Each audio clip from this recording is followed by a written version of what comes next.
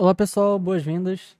Nessa segunda aula aqui de Django, a gente vai abordar um pouco explicações em relação ao funcionamento do banco de dados quando a gente trabalha em conjunto com o Django. Mas antes de a gente começar a abordar essas explicações mais técnicas dessa aula, bora relembrar o que a gente viu na aula passada. O primeiro tópico da aula passada foi o que é uma linguagem de programação. O segundo tópico foi o que é um framework. O terceiro tópico foi diferenças entre uma linguagem de programação e um framework. O tópico 4 foi alguns usos possíveis do Django para além de desenvolvimento web, né? Para a parte de API, análise de dados e afins. E agora, nós seguindo o nosso quinto tópico, né? Mantendo a numeração, a gente vai falar como é a estrutura do Django. No caso, qual a arquitetura que o Django se baseia e tudo mais. A estrutura do Django é baseada no padrão MVT, Model View Template, que possui similaridade com o padrão MVC, Model View Controller. Por conta dessa estrutura específica, o Django é considerado um framework monolítico. Estrutura específica é essa, Model View Template. Em contrapartida, outros frameworks como Spring Boot, que seguem o padrão MVC, podem ser tanto usados para construir sistemas monolíticos quanto para arquiteturas distribuídas. Por que essa diferença?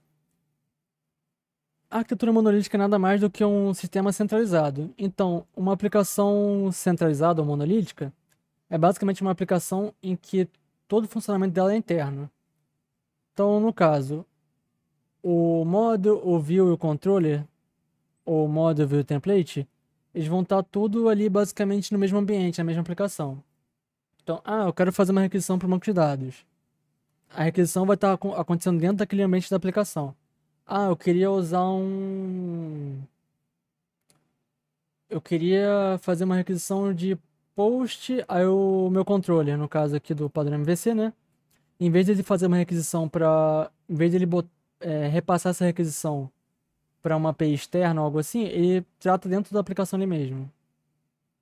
A diferença do MVC e do MVT para arquitetura monolítica é que no caso aqui, eles sempre seguem essa nomeação aqui de MVT, mas seria MTV. Que no caso a view aqui seria o controle aqui do MVC. A diferença é o nível de trabalho que cada um vai ter. O controller, ele só pega uma requisição, no caso um GET para pegar dados do banco, um POST para persistir dados no banco. Ele redireciona para a parte da aplicação ou a parte do sistema distribuído que vai ter a lógica para realizar aquilo. O que isso quer dizer? É a mesma coisa que uma biblioteca. Finjamos que o banco ou os dados sejam a parte das estantes, né, os livros e tudo mais. A bibliotecária seja o controller e a view seja a página do livro. Um usuário ou uma requisição, ele está querendo achar um livro específico. Chega lá Vou botar um cliente, uma pessoa que esteja querendo achar um livro chamado... Qual nome que eu posso botar para ele? Vou botar Jorge. O Jorge está querendo achar um livro sobre matemática. Um livro sobre matemática com a capa laranja e na edição número 5. Aí ele vai e pergunta para a bibliotecária: Bibliotecária, eu quero achar um livro de matemática com a capa laranja da edição número 5. A bibliotecária, que é o controller, vou usar aqui a palavra que foi melhor, ela vai falar basicamente assim pro Jorge: Jorge, o livro que você está procurando tá no lugar, tá na seção 5 de exatas. Aí o Jorge fala: muito obrigado. Ele vai para a seção 5 de exatas. Lá ele vai procurar o livro na seção 5 e ele vai achar o livro dele. Quando ele achar o livro dele, ele vai ter acesso às informações. Ele vai abrir o livro e vai falar: então esse aqui é o livro de matemática, edição número 5 com a capa laranja. É basicamente isso que o controle aqui do MVC faz. Ele só redireciona a pessoa. Já o view aqui do MVT, que seria equivalente ao controle do MVC, o que ele faz? Ele é basicamente Vamos botar na mesma analogia. É basicamente um funcionário que já trabalha naquela biblioteca e ele sabe que ele quer achar um livro de matemática com a capa laranja, de edição número 5, e por trabalhar lá, ele também sabe onde é que fica esse livro, então ele já consegue fazer: eu queria tal coisa. E eu queria tal livro. Ele já consegue saber a rota para ele chegar naquele livro, já tem a lógica para aquele livro.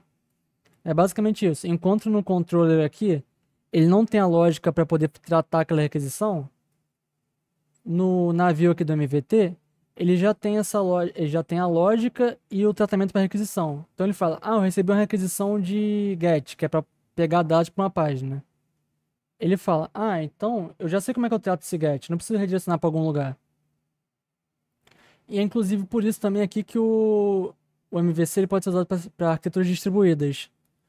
Porque no caso, como ele faz um redirecionamento aqui para pra uma API ou para algum outro lugar que tem essa lógica subjacente para poder tratar a requisição, ele fala: o requisição tal, você quer uma lógica específica para tratar você, né? Isso, eu quero a lógica tal. Ah, beleza, a lógica tal tá naquela API lá que eu fiz, lá. Tá naquela API com a porta tal. Então, suponhamos, o cara fala: "Ah, eu queria chegar em tal lugar". Ah, o que você quer, para resolver teu problema, você tem que chegar na casa amarela. Ele vai chegar na casa amarela. Já aqui, na Vue, ele fala basicamente assim: "Ah, eu preciso resolver tal problema". Pô, que bom que eu consigo resolver. Eu vou mesmo vou resolver. Isso aqui vai ficar um pouco mais claro quando eu mostrar exemplos, tá? Que é um pouco realmente um pouco confuso, até por causa do senso de nomeação aqui do Django. Inclusive, na documentação do Django, se você for parar para ler, ele se considera uma arquitetura MVC. Só que por conta da Vue deles acumular um pouco mais de função do que o controller convencional e também a nomeação ser diferente, a gente acaba botando um outro nome para o padrão de arquitetura deles, basicamente. Aqui vai ser basicamente a mesma implicação, só que um pouco mais técnica, né? Às vezes facilita para a pessoa que está assistindo. No Django, a principal diferença em relação ao padrão MVC tradicional está na forma como a camada de controller é tratada. No MVC, o controller é uma camada explícita e bem definida, responsável por receber requisições do usuário, processar as entradas, interagir com o modo processar ou manipular os dados e finalmente selecionar a view apropriada para ser exibida ao usuário. Ele funciona como intermediário entre o modo e a view, garantindo uma separação clara das responsabilidades. No padrão MVT usado pelo Django, o papel do controller é abstraído pelo próprio framework. Em vez do desenvolvedor implementar manualmente um controller, o Django assume essa responsabilidade automaticamente por meio de seu sistema de roteamento e manipulação de requisições. Isso significa que seria o papel do controller no MVC, receber requisições e determinar como respondê-las, ou para onde enviar aquela requisição. Já está imparcialmente embutido no Django, enquanto a lógica de negócio e a seleção de respostas apropriadas são integradas na camada de view. É por isso que tem essa certa. Como é que eu falo? Às vezes uma certa confusão quando alguém já está acostumado com o padrão MVC e vai mexer com o Django no padrão MVT e tudo mais. Isso aqui nessa aula aqui de agora não vai ficar tão claro. Na terceira aula, quando eu vou terminar de mostrar tudo do Django, como é que funciona a parte de banco, como é que funciona a parte de tratamento de requisição, como é que funciona a parte de renderização de página e tudo mais, URLs, etc., isso vai ficar mais claro. Nessa aula aqui, eu quis falar um pouco desse papel do MVT e do MVC, para já ir apresentando um pouco esses conceitos e tudo mais, até na hora que eu for mostrar como é que funciona um banco de dados assim no Django. Então, por enquanto, só absorve um pouco isso aqui na tua cabeça, que ele é diferente do MVC. E quando for ver a terceira aula, tenta ver um pouquinho em paralelo, às vezes, essa parte aqui do tópico 5 junto com a aula, que você pode acabar entendendo um pouco melhor como é que funciona. É realmente um pouco confuso. E agora para o tópico 6 a gente vai entender o que é uma ORM e como ela funciona no Django. E como ela está linkada aqui ao banco do Django. Um ORM, um mapeador de objeto relacional, salve na tradução é essa, é uma ferramenta que permite interagir com um banco de dados de forma orientada a objetos, eliminando a necessidade de escrever comandos SQL diretamente. Basicamente isso. Você pode escrever código direto em vez de ter que ficar escrevendo comandos de SQL e tudo mais. Em vez de manipular tabelas e registros usando SQL, o desenvolvedor trabalha com classes e objetos que representam as tabelas e os dados. O ORM faz a conversão automática entre as operações em objetos no código e as operações de banco de dados, como inserções, atualizações, exclusões e consultas. No caso do Django, o ORM dele está baseado no Python, obviamente. esse ORM dele no Python, ele tem uma estrutura própria, lá, obviamente, do Django, né? Do framework. E você consegue escrever basicamente código em Python direto assim, para você conseguir fazer as comandos que você quer no SQL e tudo mais. Só que, novamente, a explicação teórica é meio... Só uma explicação, obviamente. Quando você começa a ver isso aqui mais na prática, vendo como é que funciona, vendo como é que funcionam as tabelas, que eu também vou mostrar nessa aula, fica um pouco mais fácil você conseguir absorver essa ideia e tudo mais. No Django, o ORM é uma das principais funcionalidades do framework. Ele permite que você defina suas tabelas de banco de dados como classe Python, chamada de models. Cada classe no Django ORM representa uma tabela no banco de dados, e cada atributo da classe corresponde a uma coluna dessa tabela. Assim, você pode criar, modificar, consultar dados do banco de dados usando métodos e atributos Python sem precisar lidar diretamente com os comandos em SQL. Como eu disse, basicamente você consegue lidar ali com o banco sem ter que fazer os códigos de SQL e tudo mais. Agora que temos uma noção teórica do funcionamento do Django, tanto na sua arquitetura, no padrão MVT, e como funciona um ORM, vamos ver na prática o funcionamento disso no código. Eu vou estar utilizando aqui o VS Code, e aqui abaixo vão estar algumas extensões que eu utilizo para mexer com o Django e Python no geral. Não é obrigatório o uso delas, é somente uma recomendação. Reforçando, não é obrigatório o uso, só uma recomendação. Tem algumas aqui que você vai acabar sendo obrigado a usar, né? Tipo Python, Pylance, Pylance, Python Debugger, Python Extension Pack. Outras aqui é só para facilitar mesmo, né? Extensão no Django, extensão no HTML. O Ident Rainbow para você conseguir ver a indentação. E o VS Code para facilitar E agora bora ver como é que são feitos os models do Django com escrito em Python, né? Sem a gente ter que fazer os comandos SQL. E agora, continuando essa aula, a gente vai começar a mexer um pouquinho com a parte de programação aqui do Django. A partezinha básica, só para demonstrar um pouco como é que funciona a parte do banco, do model e tudo mais. Na próxima aula que a gente vai começar a fazer a parte de requisição, alimentar o banco, pra gente conseguir ver mais a fundo como é que funciona. Isso aqui é só para mostrar como é que ele vai criar as tabelas, como é que funciona e tudo mais. Primeiro passo. O Django ele não é instalado no meu computador. Se eu fizer aqui para ver a versão, Python-M, Django-version. Eu não tenho um módulo chamado Django instalado na minha máquina. O porquê disso? O Django, aqui é o PyPy, quem tiver interesse em verificar isso aqui, quem nunca viu, escreve assim, tá? PyPy. É o instalador de pacote do Python, basicamente. O Django, ele tem basicamente hoje em dia duas versões.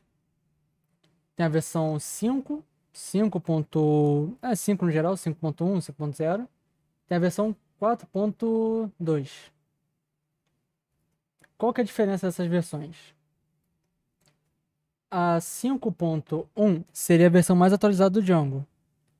Só que, quando ela teve o lançamento dela lá em 2023, no meados de 2023, com a 5.0, essa versão aqui em específica estava dando muito problema com coisas rotineiras do Django. Parte de requisição, parte de login, logout, essas coisas assim, estava dando bastante problema que não era comum disso acontecer. Então meio que o pessoal acaba evitando a versão 5 meio com um certo receio de voltar a dar problema e tudo mais. Então por enquanto a gente está usando a versão 4.2 porque ela é uma versão de LTS, de manutenção de longo prazo. Salvo engano, eu acho que acaba esse ano, ano que vem, a versão dessa manutenção e tudo mais. Mas por enquanto o pessoal está se mantendo nessa aqui. E ok, vamos lá. Mesmo estando na versão 4.2, tem pessoas que vão estar usando a versão 4.2 para 4.2.17 para projeto, 4.2.10, 4.2.8. Tem um projeto que eu já mexi, que já estava na versão 4.12, eu acho, e estava não, 4.13, se não me engano. E eu não estava trabalhando num projeto na 4.2.10. Então, como deu para ver, tem várias versões diferentes. A pessoa pode usar em várias versões diferentes em vários projetos diferentes. Então não é o ideal ter uma versão específica instalada na minha máquina, que isso pode dar conflito. Como é que a gente resolve isso aqui então? Simples. A gente faz aqui. Eu estou usando o CMD aqui, mas eu vou usar só para demonstrar depois o outro comando. Eu prefiro usar o bash. Questão de gosto, funciona praticamente igual. Vai ter alguns erros que vai acontecer no bash, tipo Questão do Windows ser meio chatinho, mas enfim. Então vamos lá. Primeiro como é que eu tenho que fazer aqui? É o Python, -m, venv. O venv significa Virtual Environment. Tenho quase certeza que essa palavra aqui está escrita errado, mas enfim. Mas basicamente significa é um ambiente, seria environment, e virtual, um ambiente virtual. O que isso quer dizer? Com esse comandinho aqui, Python-m venv. Ah, mas por que você repetiu venv? Isso aqui é o nome da pasta. Geralmente o pessoal mantém como venv, porque é mais fácil você identificar o que é uma pasta avulsa no projeto do que você botar um nome bonitinho, tipo pastinha do Python. É melhor você manter um padrão de nomenclatura, que é até mais fácil até para você gerenciar os outros projetos. Às vezes você bota no jeito um nome, a outra pessoa bota, sei lá, bota o nome da minha pasta de pastinha do Python. A outra pessoa bota a pastinha com as bibliotecas, pasta com os pacotes, etc. Então dessa forma aqui eu consigo manter o padrão do projeto e tudo mais.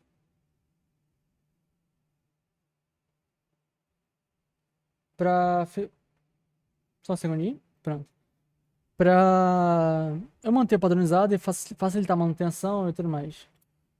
Então com esse comando eu crio aquela pastinha ali no canto. Essa pasta aqui, basicamente, né, tá instalando, pronto. Essa pasta aqui, basicamente, você consegue instalar libs do Python, essa aqui são scripts de ativação do Python em geral. Então, por exemplo, o Django, que tem várias versões e ele não está instalado na minha máquina, eu posso instalar ele usando essa pastinha aqui. Como é que eu faço? Eu vou mostrar no CMD como é que faz o acesso. Para eu entrar naquela pasta ali, você faz o quê? Ah, eu vou dar cd, venv... Não é isso que você faz. Você tem que ativar aquela pasta ali. Para você ativar, você usa ponto, barra invertida, aí você vai escrever venv. Esse autocompletar aqui é o apertar um tab do teclado, barra s, tab que vai virar script, barra invertida, activate.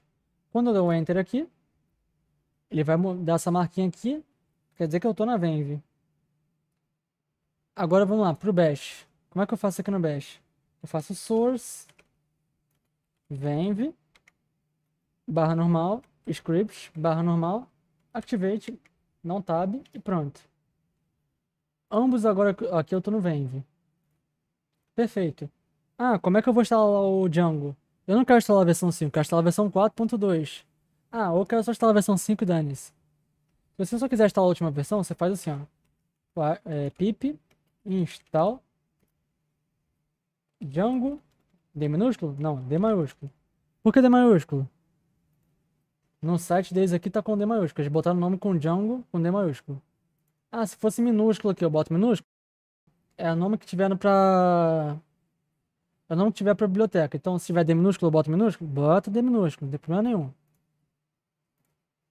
Então, vamos lá. Django, no meu caso, eu não quero instalar a versão 5, quero instalar a versão 4.2. Igual, 4.2.17.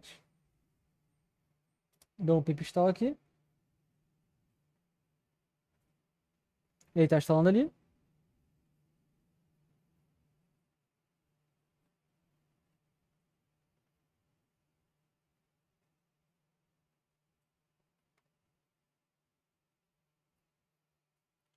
A versão agora foi instalada aqui.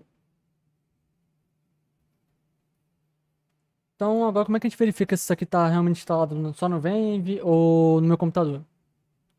Esse aqui, eu vou dar um... Vou fechar esse CMD aqui, vou abrir outro. Então, vamos lá. Como é que eu faço para verificar a versão disso aqui?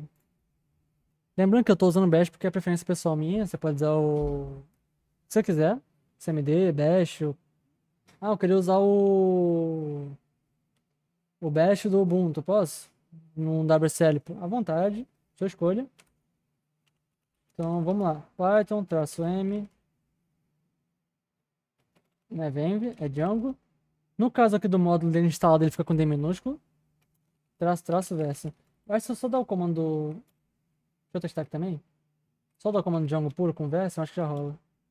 Não, tá, precisa do M mesmo. Tá, então a gente consegue ver aqui que é o 4.2.17.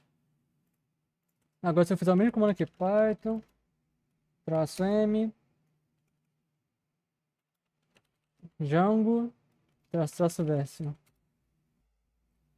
Nenhum módulo chamado Django. Ele não está instalado no ambiente do meu computador, ele está instalado só naquela pasta ali. Tanto se eu apagar aquela pasta ali, eu perco acesso e não tem mais como usar o Django para o meu projeto. Show. Então, recapitulando aqui rapidinho. Comando para acessar aqui o venv do CMD. Ponto, barra invertida, venv, barra invertida, script, barra invertida, activate. Só dar um enterzinho aqui, já entrei aqui. No bash, qual que é o comando? Source, venv, aí barra, script, dá um tabzinho, activate, um tabzinho. Esse comandinho aqui, eu já estou nele, então. Ok, para instalar aqui o meu Djangozinho querido do meu coração, como é que eu faço? Pip install, o pip é um instalador de pacote, tá?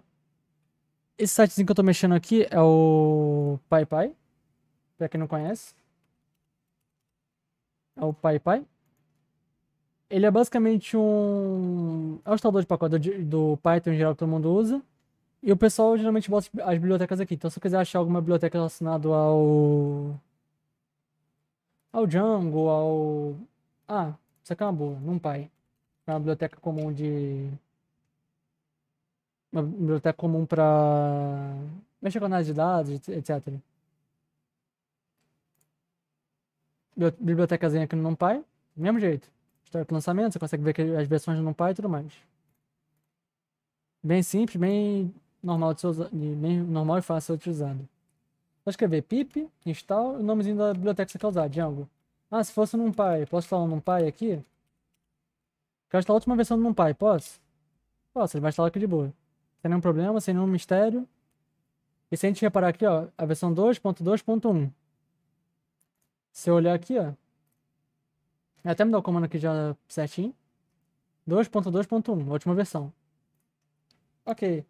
Ah, eu queria desinstalar o NumPy, não vou usar isso aqui mais. Pip, uninstall, NumPy.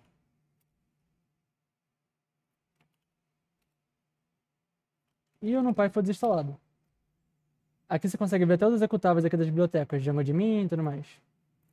Show, perfeito. Agora vamos lá. Eu quero começar o projeto aqui, pô. Já instalei o Django, já tô com tudo que eu preciso, quero começar o projeto. Django, admin. Inclusive aparece até com um comando aqui, ó. Start project. Ponto. Eu não sei porque agora ele tá com esse pequeno problema do... Deixa eu usar Python, -m, Django.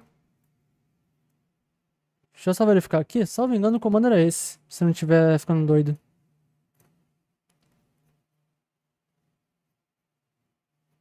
Deixa eu me averiguar. Deixa eu tentar isso aqui mesmo, velho. Django Start Project.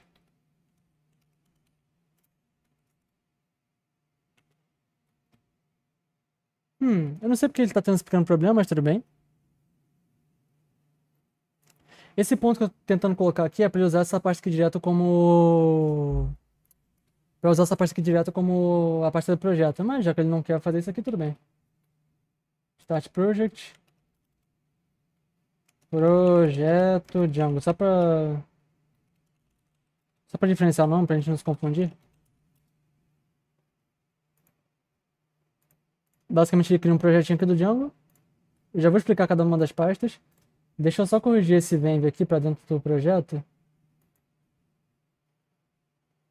Isso aqui é até legal de ver. Vamos lá. Isso aqui é até um jeito interessante de a gente ver essa parte aqui do acesso. Como é que eu não quero apagar duas partes sem querer? Direto venv. Vamos lá. Python, -m, venv. Melhor. Django. Version. Não tem módulo. Ah, já sei. Vou entrar no venv. Source, venv. Scripts. Activate. Activate.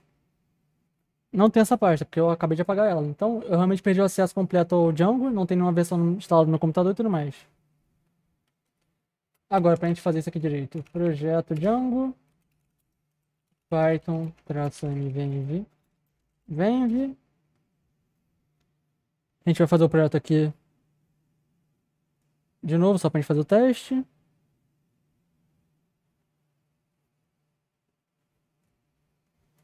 Perfeito. Source. Vou estar com o documento de novo, né? Source, venv, scripts activate. Show. Estou dentro da venv, pip install Django igual 4.2.17. Ele vai instalar novamente aqui o Django.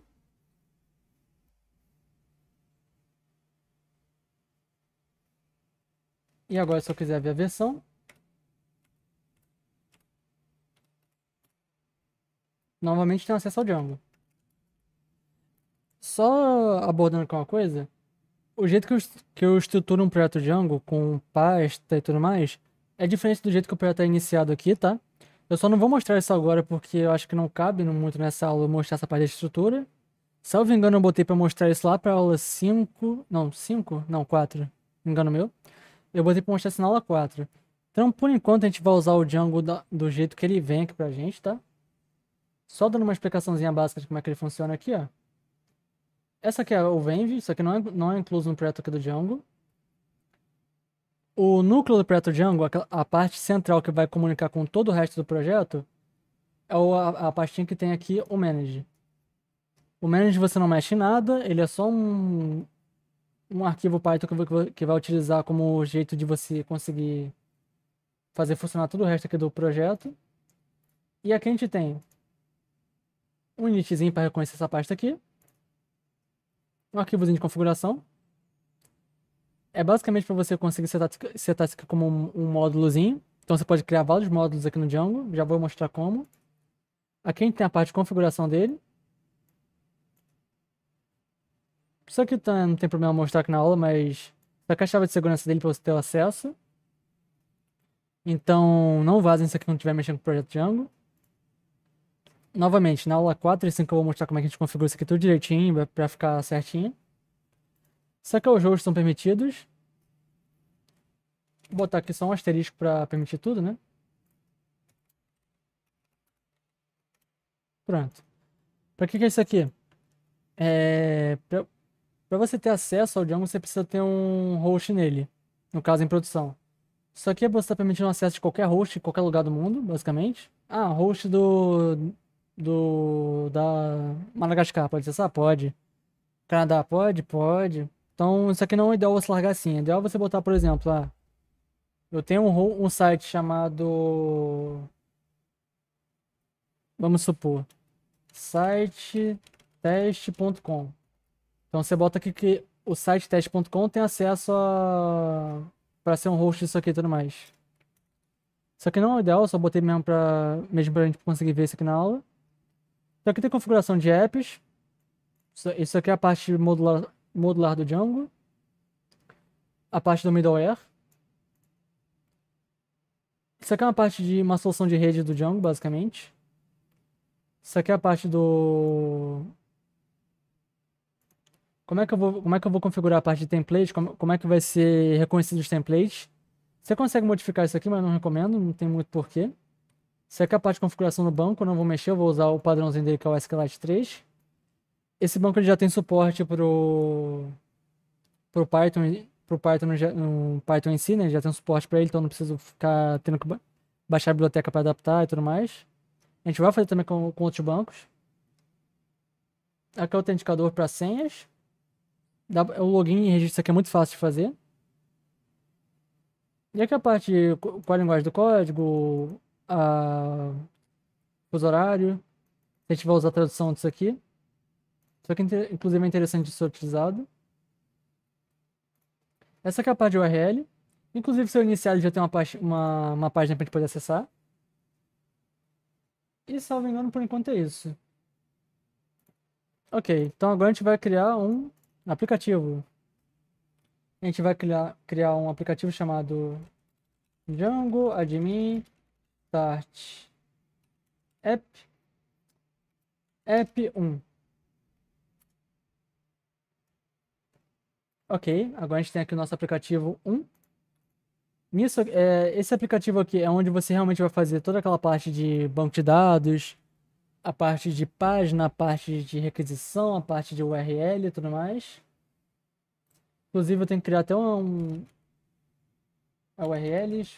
Eu acho que é url.py. Deixa eu verificar como é que tá no outro aqui. URLs.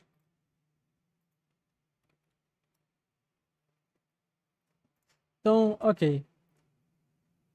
Isso aqui vai ser pro futuro, eu só larguei aqui pra gente conseguir saber como é que funciona a estrutura dele. Então ele funciona parecido com um projeto, só que ele tem mais algumas coisas. Ele tem a parte de migrações. A parte de migrações é onde o banco ele vai falar o que, que ele fez ali de... O que o ARM fez de comando no banco. Ah, ele fez a inclusão numa tabela, ele fez a exclusão de uma tabela, ele fez adicionou uma coluna e tudo mais. Aqui é a parte de, se você quiser fazer uma configuração específica de administração para isso aqui. Aqui é o nome dele geralmente. Inclusive, se eu quiser utilizar esse app aqui no... Se eu quiser utilizar esse app aqui no meu projeto, eu tenho que ir na parte de configurações aqui, na parte de apps instalados. E eu vou aqui, eu pego esse nomezinho que tá aqui, que no caso é o nome da pasta também. App 1. E pronto, eu tenho um app. Agora esse app está instalado no meu projeto também. Essa aqui é um arquivo de testes. Você pode botar a parte de teste com testes unitários. Aí você pode fazer uma pasta específica para você poder fazer teste com Selenium e tudo mais. Cypress, dependendo se você quiser botar. E aqui é a configuração de URL. Configuração de URL é para você basicamente... Você meio que você pode botar todos os URLs aqui, mas o ideal é você separar pelo menos um pouco para você conseguir ter essa noção de a URL de quem, de onde é que tá vindo isso e tudo mais. E aqui já viu, você consegue configurar a parte de requisição e a parte de lógica para tratar a requisição. Mas por enquanto a gente vai seguir o básico aqui. Só vou mostrar isso aqui para você funcionando, para vocês funcionando, para vocês verem como é que é. Então é o Python manage.py. Para eu rodar esse arquivinho aqui dentro do projeto. Ah, antes de eu fazer isso aqui, vou mostrar uma coisinha para vocês também. Freeze requirements.txt. Esse comandinho aqui, ele cria um arquivo de requerimentos que vem em todas as bibliotecas que vocês estão usando. Então, por exemplo, eu botei a biblioteca do Django, botei a biblioteca do NumPy. Ah, eu consigo fazer um arquivo disso aqui? Consegue, só fazer isso aqui. Se der o pip freeze normal, pip freeze, ele já mostra que usa as bibliotecas basicamente. Você pode copiar e colar se você quiser pra cá, eu prefiro fazer assim. Isso aqui é bom que você pode mandar pro GitHub pra você ter pra você manter o pessoal atualizado as bibliotecas que você tá utilizando e tudo mais. Até pra manter o mesmo nível de versão e etc. Então agora a gente vai começar o nosso projeto aqui pra gente ver como é que funciona. Então a gente vai fazer o Python manage.py run server. Ok. Ele fez um cachezinho aqui do Python normal. E com esse link aqui, o que a gente consegue fazer com esse link? Bom, por enquanto, nada. Só indica que o projeto está iniciado. A gente consegue ver aqui que iniciou o projeto tudo certinho. Se eu botar aqui admin, eu tenho acesso aqui à parte de administração do Django. Isso aqui é muito pessoal o uso disso aqui, depende muito da estratégia de negócio ou da ideia do projeto em si. Eu pessoalmente às vezes acabo desabilitando boa parte das vezes porque se eu tiver que fazer alguma coisa ali na mão, provavelmente estou fazendo errado. O ideal é fazer aqui direto. Então aqui a gente consegue ver as requisições, ó. Opa! A gente consegue ver aqui as requisições. A gente tem uma requisição de GET para um serviço HTTP. Não tem a parte de criptografia. Aqui ele teve o código de 200. Se a gente olhar aqui, ó. HTTP dog. Se a gente ver aqui, isso aqui é um site de código de requisição HTTP se você quiser olhar. Quer dizer que o serviço está tudo bem com ele, tá ok o serviço. E é basicamente isso. Ali, quando eu fui entrar no admin, ele deu um 301. Opa, 301. Teve uma movimentação ali. Ele não conseguiu achar um ícone do 404, é só uma demonstração como é que funciona aqui. Então ele pediu pra fazer login, ó. Eu tentei entrar no admin, ele não pôde, não deixou eu realizar essa entrada. Depois ele indicou que foi achada a página. Ele procurou a página, achou a página. Depois ele me redirecionou para a página de login. Isso aqui é só um exemplo de como é que isso aqui funciona, para quem não sabe muito da parte de requisição, como é que funciona o HTTP e tudo mais. Então, beleza. A gente agora que já tem aqui o projeto, a gente tem um app, a gente tem aqui um models. Então agora eu vou pedir ajuda aqui aos universitários.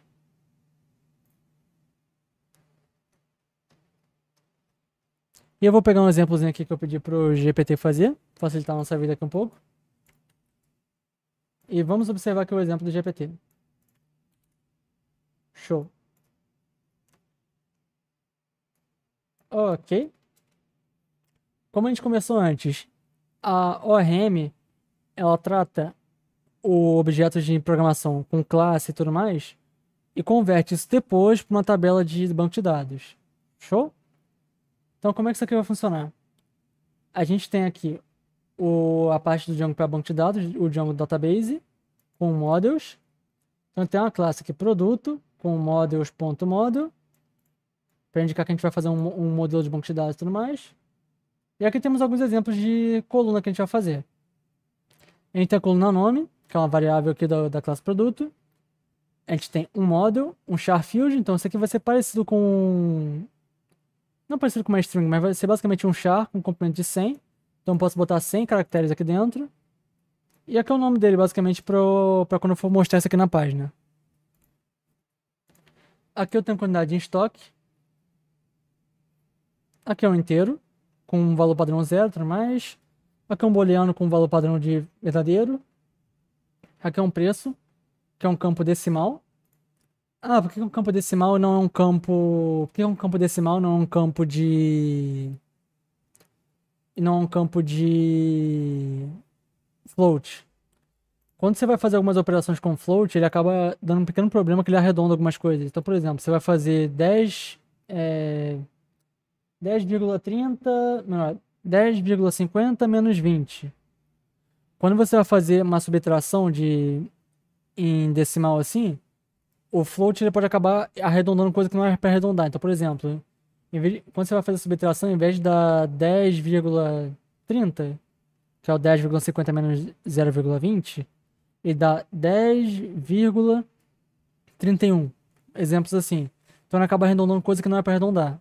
É só essa diferença basicamente. Então isso aqui é mais indicado para números monetários, números que precisam de uma certa precisão para mais ou para menos, dependendo do caso. Aqui eu tenho um date field, é um campozinho de calendário.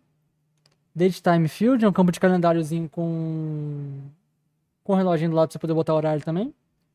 Aqui é um campo de texto. Isso aqui é texto longo, então, por exemplo, você pode escrever é como se fosse um parágrafo. Então, ao invés de eu botar aqui um comprimento máximo, ele já tem um comprimento máximo dele lá, que é basicamente um... Não lembro de cabeça agora quantos caracteres é, mas é como se fosse um parágrafo tipo do Twitter, se for um exemplo assim. Aqui é um campo de categorias, então isso aqui funciona como se fosse uma combo box. Vou até pegar um exemplo para vocês. Combo box, HTML. Deixa eu mostrar aqui. É como se fosse isso aqui, ó. Vai ser uma caixinha de exemplos. Você vai poder selecionar ali as categorias que tem. E aqui basicamente é uma funçãozinha para tabela. Se você chamar ela, vai retornar o nome dela. Basicamente isso. Show. Aqui, se vocês repararem, quando a gente vai rodar aqui, eles falam que tem uma migração não aplicada. Então, ele vai ficar reclamando disso aqui pra caramba. Como é que eu faço isso aqui, ó? Você vai dar o Python manage.py migrations. Se não me engano. Não, migrate. E aqui ele vai aplicar basicamente todas as alterações que tem que fazer ali de tabela. Como se dá pra ver que já tem a tabela desde normal, né? A tabela de autenticação, para você poder fazer login e registro. A tabela de administração. E os conteúdos aqui. Content type. Ok. Então agora aqui. Ah, vai aparecer no migrations? Não, tem que fazer o que agora? Python manage.py make migrations. Por isso confusãozinha com o nome antes. Agora eu criei o modelo produto. Então agora tem a migração aqui, com a tabela inicial. E aqui a gente consegue ver como é que funciona o RM, ó. Aqui é a operação. Ele vai criar a operação, ó. Vai criar um model, vai criar uma tabela basicamente, de nome produto, que tem os campos um ID. Esse ID já é imputado automaticamente. Então, ele é um campo de auto-incremento, que é uma chave primária, tem um nome de ID geral, ele é autocriado. Agora a gente tem os campos que a gente criou lá. O nome, que é um char field, com a configuração que a gente fez aqui, ó. Char field, max lang, verbose name, max lang, verbose name aqui também. Quantidade em estoque, que é um integer, que é um inteiro. Booleano, decimal, o campo de data, o campo de data e hora, campo de texto e a categoria. A categoria geralmente entra como char field mesmo. Você entra como char field, só que você bota uma variável aqui para não... Seria variável o nome? Não, é o... Eu vou falar variável. A variável para a função é o char field. Que é o choice, aí você consegue basicamente criar esse efeito de combo box lá. Depois vocês vão ter essa visualização. E, ok, beleza. Agora vamos verificar a tabela. Ok. Antes de ter o aplicativozinho aqui, só fazendo uma ressalva. Eu sempre confundo a ordem disso aqui. Você primeiro faz a migração, depois você faz o migrate, tá? Então você faz... Deixa eu até fazer uma troca aqui pra vocês verem. Deixa eu tirar aqui. Vou tirar aqui... Eu vou criar outro nome aqui. Mais fácil.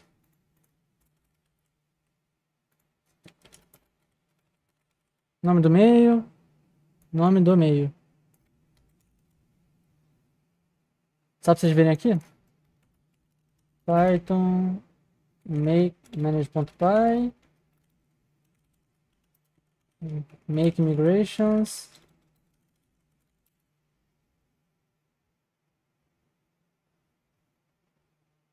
Fez o que aqui? Ah, desculpe.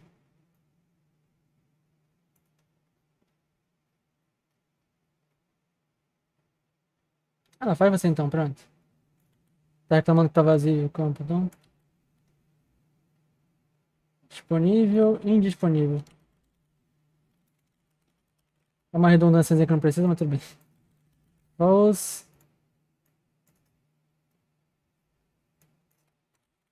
Não está disponível. Só para manter aqui o padrão, né? Make migration. Eu fiz aqui a migração. A dependência aqui dele é a da migração passada. Ah, então se eu apagar a migração passada dá ruim? Sim, ele não funciona direito depois. E agora eu faço o migration. Não migration, na verdade. Migrate. Isso. Tendo feito a migração, agora voltemos para a parte lá que eu vou mostrar o banco. Eu estou usando aqui um aplicativo chamado TheBeaver, tá? Esse aplicativozinho aqui, ele é para... Deixa eu mostrar aqui. Esse serve para basicamente conexão com bancos. O TheBeaver, o castorzinho aqui. É basicamente uma ferramenta universal para conexão de banco, gerenciamento de banco e tudo mais. Então, você consegue conectar com banco de MariaDB, MySQL, Postgre, Oracle e ainda outros bancos aqui. Só para demonstrar aqui. Criar conexão. Tem banco mais do que eu consigo lembrar de cabeça aqui. Banco relacional, não relacional, banco estruturado, banco orientado a objeto. Você pode escolher aqui SQL, eu quero não SQL, como o Mongo e o Cassandra. Como dá pra ver, tem alguns bancos que precisa da versão Pro, mas boa parte você consegue acessar de boa, então... Enfim. Agora mostrando aqui o banco de dados. O banco de dados padrão do Django é o db.sqlite3. E aqui tem as tabelinhas dele. Deixa eu atualizar aqui, inclusive. Pronto. O que nós temos aqui? A gente tem os bancos padrões dele do Django. Django Admin, Content Type, Migrations e Sessions. Tem até a parte das migrações, ó. Essa aqui são as migrações normais que ele faz no comecinho lá. E essa aqui são as migrações que eu fiz as novas, basicamente, agora. Então, beleza. Qual foi a tabela que eu fiz aqui? Foi essa aqui, app 1 produto. Tem o nome, quantidade de estoque, disponível, preço, data de criação, última atualização, descrição, categoria, indisponível. Então, como dá pra ver aqui, eu basicamente criei um banco num banco SQL usando Python. Obviamente que eu usei o framework do Django com o ORM lá pra fazer isso aqui. Mas programando lá em Python, consigo criar a tabela direitinho e tudo mais. E na próxima aula eu vou demonstrar também como é que eu faço requisições com formulários e tudo mais para preencher o banco, para a gente ver como é que é, ou a parte de views, a parte de URLs e tudo mais. O restante que faltou do MVT, né? Espero que tenham gostado da aula. E é isso aí, pessoal. Valeu e bons estudos.